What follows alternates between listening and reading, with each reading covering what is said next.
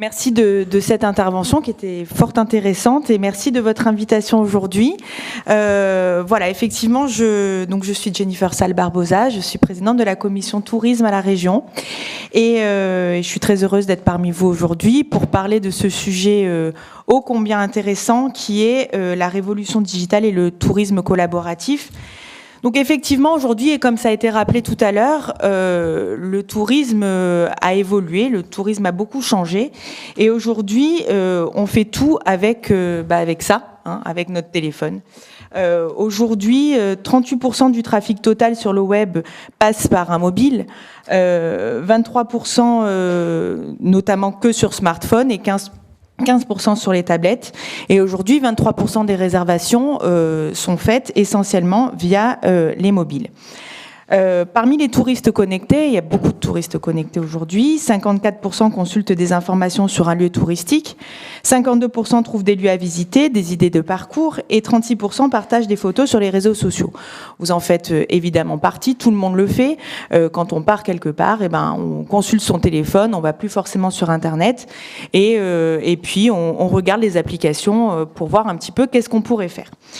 Et aujourd'hui, donc, ce tourisme collaboratif, c'est le numérique qui a fortement fait qu'aujourd'hui, ça a changé. Le numérique a grandement impacté l'émergence de ce nouveau type de tourisme, le tourisme collaboratif. Donc on peut définir ce tourisme collaboratif comme une forme de pratique touristique mettant en relation les touristes et les particuliers, comme le disait tout à l'heure monsieur, je ne sais plus son nom. Monsieur Sosté, effectivement, pour mettre en relation, pour notamment s'héberger, se déplacer, se restaurer, visiter des lieux, notamment grâce aux greeters et compagnie.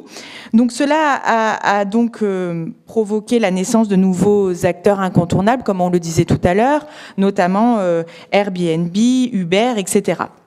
Donc c'est vrai que dans un sens, Airbnb, ce genre de nouveaux acteurs peut faire peur et peut poser problème, notamment en tout ce qui concerne le respect des réglementations. Mais il faut bien au contraire que les professionnels du tourisme en aient conscience et ne se méfient pas de ces nouveaux acteurs du tourisme collaboratif, mais bien au contraire s'en inspirent. S'en inspirent parce que, et notamment pour faire évoluer leurs offres et mieux coller aux attentes de leurs clients.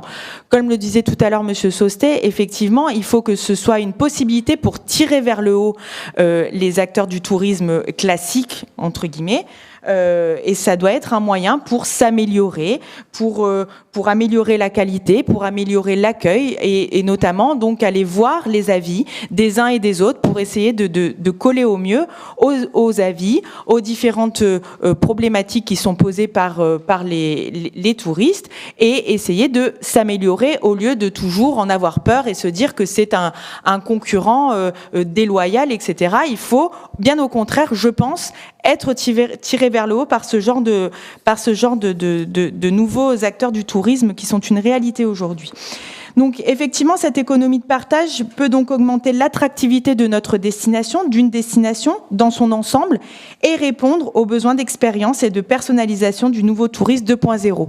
Aujourd'hui, les touristes vont devenir, grâce à tous ces outils, au digital, au smartphone, peuvent devenir les ambassadeurs d'une destination, peuvent devenir les ambassadeurs de nos destinations et faire en sorte effectivement que notre région, je parle pour la région Provence-Alpes-Côte d'Azur, mais que les destinations en tout cas soient mises en valeur par les touristes eux-mêmes et donc les acteurs eux-mêmes. Donc au niveau de la région, je définirai quelques priorités qui sont au nombre de 4 que je vais développer un petit peu ici. Donc notamment le développement du très haut débit, l'accélération et le développement d'Apidae, l'encouragement à l'ouverture des données et l'innovation, comme le disait Monsieur Sosté tout à l'heure, l'innovation c'est un point très important pour nous, et également la favorisation de l'émergence de destinations. Donc je vais revenir un petit peu et brièvement sur ces 4 points. Alors, je parle du très haut débit et le développement du très haut débit. Effectivement, le très haut débit, c'est un socle indispensable de l'aménagement numérique pour faire de Provence-Alpes-Côte d'Azur la première smart région d'Europe. Ce déploiement est en ordre de marche depuis 2011. Ce sont près de 770 000 locaux, logements, entreprises, collectivités, pour plus de 1,2 milliard d'investissements qui seront déployés par la puissance publique aujourd'hui sur les 7 à 10 ans à venir. Afin d'accélérer et d'encourager ce mouvement, la région soutient l'ensemble des réseaux d'initiatives publiques à hauteur de plus de 170 millions d'euros en les fédérant d'ici fin 2016, début 2017, dans le syndicat mixte ouvert Provence-Alpes-Côte d'Azur, THD, qui est un outil opérationnel du déploiement, de l'exploitation et de la commercialisation du très haut débit. Donc, ça, c'est le premier point. Et puis, on a également le déploiement d'Apidae, dont on parle beaucoup, dont on parle notamment dans le schéma régional de développement touristique, le SRDT, que l'on est en train de mener à bien. On est en train, effectivement, de faire ce schéma de développement régional touristique. On va à la rencontre des différents acteurs du tourisme depuis le mois de septembre. Donc, on est allé à la rencontre de différents acteurs du tourisme. On est allé dans tous les départements de notre région, on a sillonné la région et on fait différents ateliers où l'on essaye de voir quelles sont les problématiques des uns et des autres pour essayer d'en ressortir les plus grandes idées et pour essayer de mener à bien ce schéma. On organisera donc au mois de novembre une deuxième session d'atelier où on essaiera de faire le point sur les différentes idées qui seront ressorties, les différentes problématiques auxquelles on essaiera de répondre au plus près des besoins des professionnels du tourisme. En tout cas, c'est notre but. Et effectivement, Apidae, notre but, c'est d'accélérer le développement de cet outil. Donc, qu'est-ce qu'Apidae ? Apidae, c'est une base de données d'information touristique qui permet aux acteurs du tourisme de mutualiser leurs informations en les saisissant sur une même base. Donc, c'est vrai qu'aujourd'hui, cette base pourrait être disponible pour être diffusée sur tous les outils numériques, que ce soit des sites, des applications mobiles, des bornes interactives, par les acteurs du public et du privé. Donc, c'est vrai que c'est une grosse base de données sur lesquelles pourraient aller piocher les acteurs du tourisme pour pouvoir être plus efficaces sur leur site internet, etc. Et nous, région, nous les aidons effectivement à collecter toutes ces informations pour faire en sorte que nous n'ayons qu'une seule base de données commune à toute la région pour tous les opérateurs touristiques. Donc effectivement, c'est un gros travail. Apidae permet une saisie exhaustive et qualitative de l'offre touristique régionale. Et donc, effectivement, aujourd'hui, notre enjeu serait d'utiliser la data qualifiée d'Apidae et de créer des partenariats avec les entreprises de services numériques. Aujourd'hui, nous avons également l'ambition d'encourager l'ouverture des données et l'innovation. Comme le disait Monsieur Sosté tout à l'heure, l'innovation, c'est quelque chose de très important. Donc, encourager l'ouverture de données, c'est effectivement l'ouverture de ces données est nécessaire pour favoriser un écosystème innovant et un territoire régional attractif. À ce titre, nous avons un outil qui est OpenPACA, une plateforme d'open data de la région qui met désormais à disposition des startups 5750 jeux de données sur la plateforme régionale. Donc, la région également développe des challenges, un appel à projets, données ouvertes et intelligentes. Sur la thématique des données du tourisme issues d'Apidae, une expérimentation est en cours pour extraire environ 6000 points d'intérêt touristiques et les ouvrir en open data sur la plateforme régionale.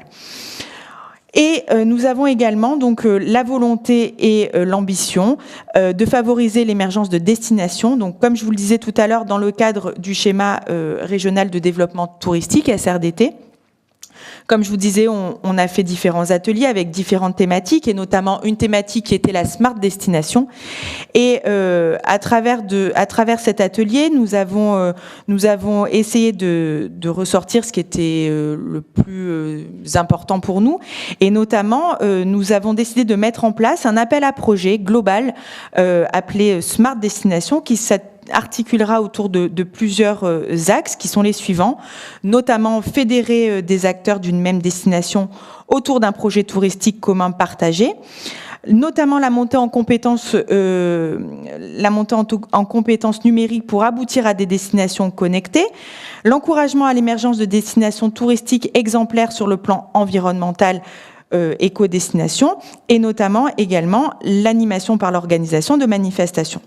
Le second axe de cet appel à projet permettra d'accompagner les territoires dans l'élaboration de stratégies numériques et le développement de nouveaux services innovants en ligne pour répondre aux nouvelles attentes de la clientèle et améliorer l'attractivité des services et des destinations touristiques. En conclusion, moi, mon objectif est simple et il se résume en 3 points clés. 3 points clés qui sont fédérer, mutualiser, digitaliser.